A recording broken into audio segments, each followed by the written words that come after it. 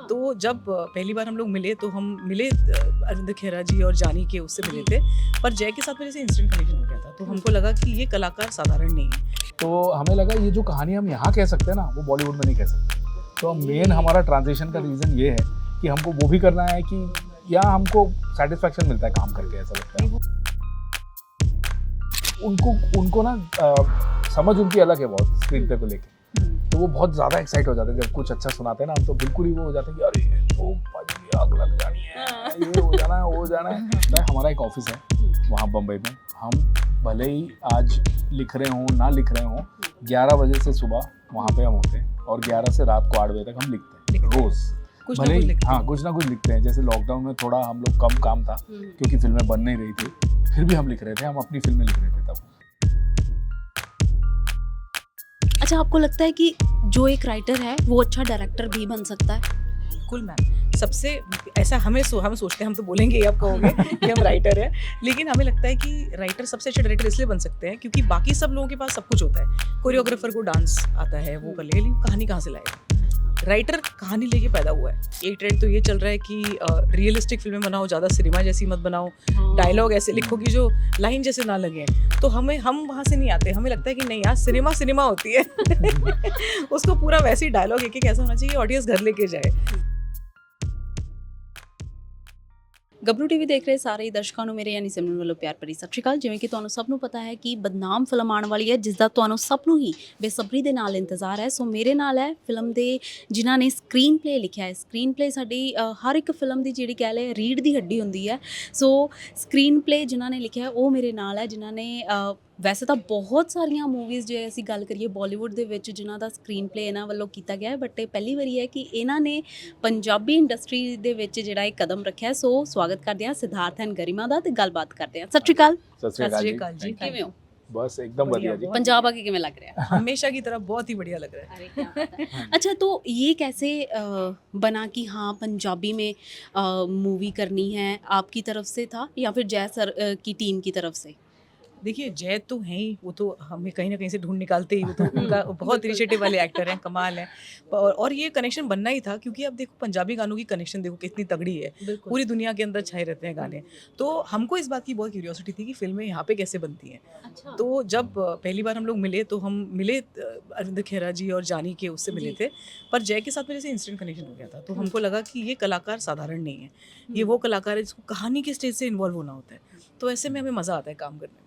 तो कैसा रहा एक्सपीरियंस? क्या कुछ हमने मतलब हमारे लोगों ने आपसे सीखा और आपने हमारे लोगों से? नहीं जी, राइटर का तो काम ही सीखना है लोगों से तो हम तो हमेशा सीखते ही रहते हैं किसी ना किसी से। तो हमें ये था कि यहाँ पे ना स्क्रीन प्ले की समझ बहुत अलग है। तो जैसा स्क्रीन प्ले शायद एक बॉलीवुड के फिल्म में चलता हो, वैसा यहाँ पंजाबी के लिए बिल्कुल ज़रूरी नहीं कि वही चले।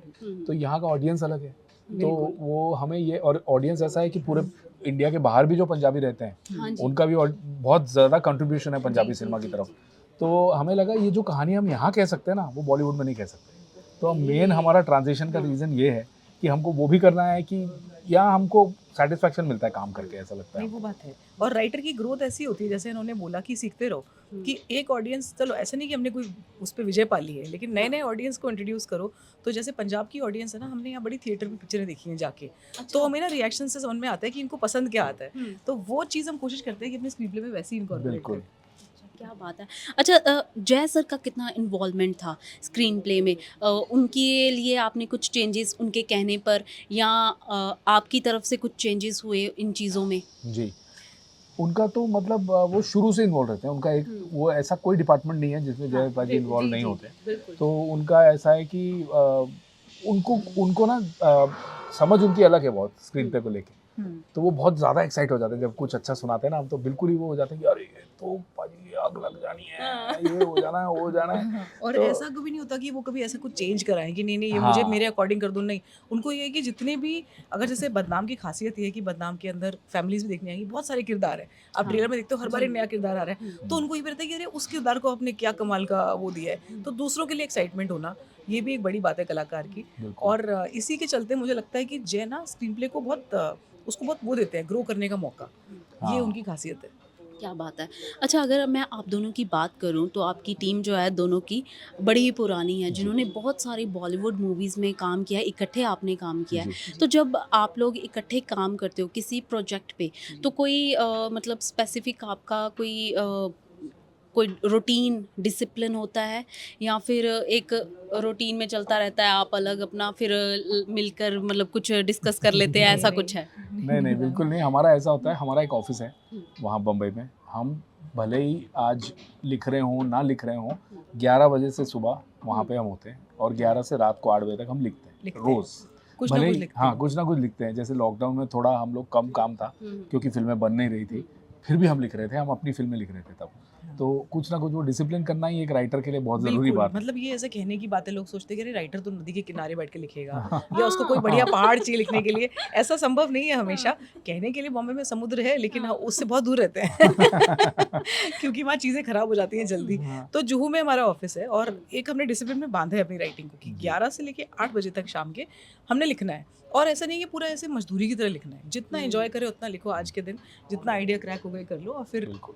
घर जाओ, क्या वैसा। बात है। अच्छा, अगर मैं आपके जब मैं प्रोफाइल देख रही थी तो आपने बहुत सारे प्रोजेक्ट जो हैं वो संजय सर के साथ किए जी, हैं। जी। तो संजय सर हमारी इंडिया की जो इंडस्ट्री है, एंटरटेनमेंट इंडस्ट्री, बिल्कुल। उनमें बहुत बड़ा नाम है। जी। तो बहुत लोगों का, जैसे हम इंटरव्यूज़ भी देखते हैं या वीडियोज़ देखते हैं, तो उनमें है कि उनके साथ काम करना बड़ा टफ़ है। हाँ जी। तो मैं आप लोगों से जानना चाहती हूँ, आपने इतने प्रोजेक्ट किए हैं संजय जी। लीला भंसाली के साथ, जी, जी। उनके साथ काम करने का एक्सपीरियंस क्या है? उनका तरीका क्या है? जितना टफ उनके साथ काम करना है उतना इंटरेस्टिंग भी है, हुँ। क्योंकि हमारी तो पहली फिल्म उनके साथ थी जिसमें 2.5 साल हमने उनके साथ काम किया रामलीला के ऊपर। हाँ जी। तो हमने हम हर डिपार्टमेंट में इन्वॉल्व थे, भले ही वो कॉस्ट्यूम हो या कुछ भी हो। तो मज़ा तो बहुत आता है क्योंकि उनका सेंस ऑफ ह्यूमर बहुत ही ज़बरदस्त है। हाँ। मतलब वो सबको ऐसा लगता है कि ये तो बहुत सीरियस रहते होंगे, मज़ाक ही नहीं करते होंगे, हाँ। लेकिन बिल्कुल ही ऐसा नहीं है। नहीं, बिल्कुल। और ऐसा भी नहीं है कि वो अपने आइडियाज़ आपके ऊपर थोपते हों, जैसे इतने बड़े आदमी से आप सोचोगे कि नहीं यार ये हाँ। बताएँ। उनको उल्टा उन्होंने जब पहली बार मेरे से मिले थे, तब तो हम लोग फ़िल्में लिखते भी नहीं थे जी। और उनका पहला ब्रीफ था रामलीला के लिए कि यार right this like a Siddharth Garima film. इसको तुम मेरी फ़िल्म जैसे देख के मत लिखो हुँ। कि मैं कैसी फ़िल्में बनाता हूँ, अपना लिखो। तो वो इतना फ्रीडम मिला ना, तो वो चीज़ उनके बारे में बड़ी खूबसूरत है कि एक अच्छी लाइन पे ताली बजाना या उस पे खुश हो जाना। बहुत कम लोग जानते हैं कि वो बहुत फ़नी है। तो हाँ। तो उस तरह से हमारी बड़ी अच्छी बनती है उनके साथ में। क्या बात है। अच्छा, अगर आप दोनों की बात करूँ तो कभी ऐसा हुआ है कुछ आपने लिखा हो, कोई कैरेक्टर्स लिखे हों, बट एक्टर की या डायरेक्टर की डिमांड पे हुँ। आपने उसे चेंज किया हो? जी, जी, होता है। जी। मतलब स्वाभाविक है, राइटर के साथ तो ये होना ही है। हाँ। इसीलिए शायद बाद में राइटर खुद ही जाके डायरेक्टर बन जाते हैं।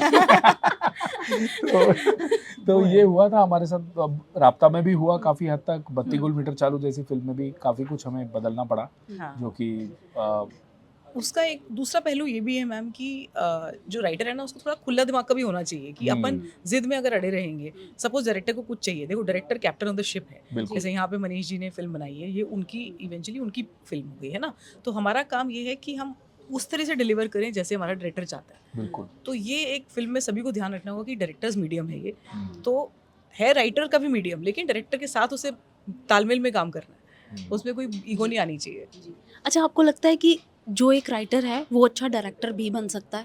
बिल्कुल मैम, सबसे ऐसा हम सोचते हैं, हम तो बोलेंगे ही, आप कहोगे कि हम राइटर हैं, लेकिन हमें लगता है कि राइटर सबसे अच्छे डायरेक्टर इसलिए बन सकते हैं क्योंकि बाकी सब लोगों के पास सब कुछ होता है।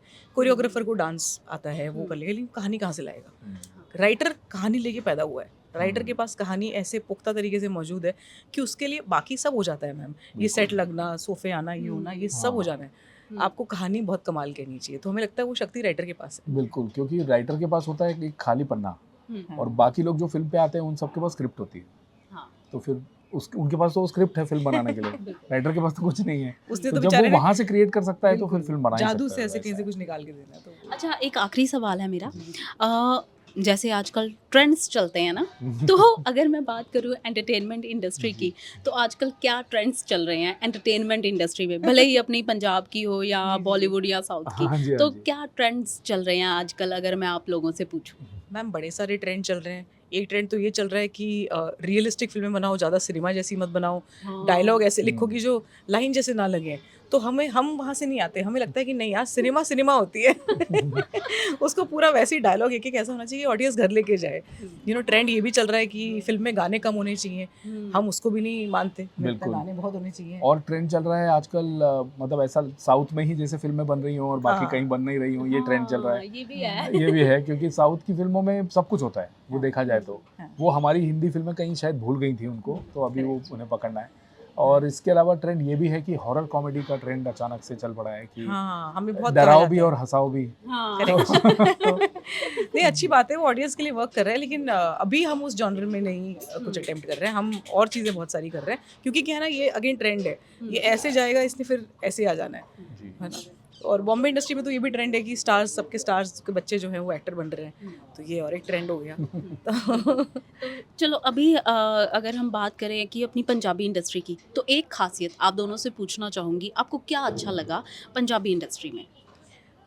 बोलो। पंजाबी इंडस्ट्री के अंदर ना मिट्टी से जुड़ी हुई कहानियाँ बनती हैं। अरे यार, मैंने यही बोला। और अब तुम नया सोचो तो मिट्टी से जुड़ी हुई कहानियाँ बनती हैं, और जो जैसे होता है ना आपके गानों में भी, जो महक है ना, क्यों पूरी दुनिया के लोग पंजाबी गानों से प्यार करते हैं, क्यों आज बॉलीवुड खुद पंजाबी गानों के पीछे जा रहा है, क्योंकि उसके अंदर इतनी सच्चाई है। आप लोग ऐसे ज़मीन से जुड़ी हुई बात उसके अंदर करते हो कि मज़ा आता है। हमारा कारण यही था कि हमने कहा यार इस ऑडियंस के दिमाग में अगर हम मतलब छा गए, या इसको हमने एंटरटेन कर पाए, तो फिर एक विजय वाली बात है कि हाँ ये हमने कर लिया। तो हमें पंजाबी इंडस्ट्री के बारे में अच्छी बात यही लगती है कि चैलेंज एक्सेप्ट करना और रूटेड रहना। मुझे तो ये लगता है कि पंजाबी इंडस्ट्री नए आइडियाज़ के लिए हमेशा ओपन रहती है। इतना कुछ यहाँ पे हो सकता है ना, और लोग यहाँ के चाहते हैं कि हो, मतलब इंडस्ट्री की बात कर रहा हूँ मैं। हाँ जी। लोग भी और ऑडियंस भी ऐसी हमेशा तैयार रहती है। जैसे अभी हिप हॉप का जब इंडिया में कल्चर आया, सबसे पहले पंजाबी म्यूजिक ने उसको अपना बनाया, और ऐसा बनाया कि आज हिप हॉप से बेहतर हो गए हैं। तो है ना, तो फिर वो वैसे ही ओपन टू न्यू आइडियाज़ वाली चीज़ बहुत बहुत ज़्यादा मायने रखती है मेरे हिसाब से, जनता के हिसाब से। जी। सो अब आपसे इजाज़त लेना चाहूँगी, बट जाने से पहले बदनाम के बारे में कुछ कहना चाहें फैंस को? जी। बदनाम एक ऐसी पिक्चर है जिसको देख के आपको पूरा पैकेज मिलेगा। उसके अंदर एक्शन है, उसके अंदर इमोशन है, उसके अंदर बहुत ह्यूमर है, आप हंसते रहोगे। और इंटरमिशन पॉइंट बिल्कुल मिस मत करना, बहुत मज़ा आएगा आपको। और उसके बाद तो आपने फिर सीट छोड़नी नहीं है अपनी, वो गारंटी है। जी सर, आप कुछ कहना हाँ चाहेंगे? जी, मैं कहना चाहूँगा कि बदनाम को थिएटर में देखो और तैयार हो जाओ कुछ अलग देखने के लिए, क्योंकि ये चीज़ बहुत ही अलग होने वाली है। और शॉक हो जाओगे, सरप्राइज हो जाओगे, मज़ा आएगा, शायद उठ के तालियां बजाओ, नाचने लग जाओ, क्या पता। देखोगे तो पता चलेगा। बदनाम 28 फरवरी। सो जी ਹੁਣ ਤੁਹਾਡੇ ਦੋਵਾਂ ਤੋਂ ਇਜਾਜ਼ਤ ਲੈਣਾ ਚਾਹਾਂਗੀ। Thank you ਜੀ। Thank you so much, and ਤੁਹਾਡੇ ਤੋਂ ਵੀ ਇਜਾਜ਼ਤ ਲੈਣੀ ਆ, ਤੇ ਹੋਰ ਅਪਡੇਟ ਦੇ ਲਈ ਬਣੇ ਰਹੋ ਗੱਭਰੂ ਟੀਵੀ ਦੇ ਨਾਲ। ਸਤਿ ਸ਼੍ਰੀ ਅਕਾਲ।